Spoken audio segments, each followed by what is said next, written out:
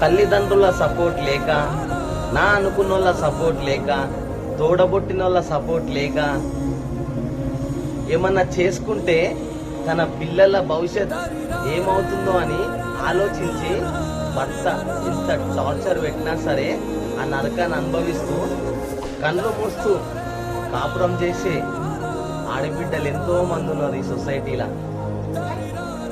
అత్తింట్ల బాధల్ని అమ్మగారు ఇట్లా చెప్పుకోలేక, నోరు మెదపలేక,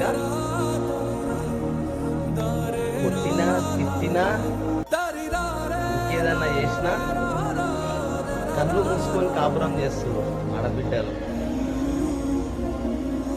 మార్పు అనేది ఇకనైనా రావాలా. మన ఇంట్లో ఉన్నారు కదా ఆడపిల్లలు, ఒక రుసులు పోసుకుంటే మనకేమొస్తుంది? చేతగాని భర్తలు ఉంటే అట్లనే ఉంటుంది మరి.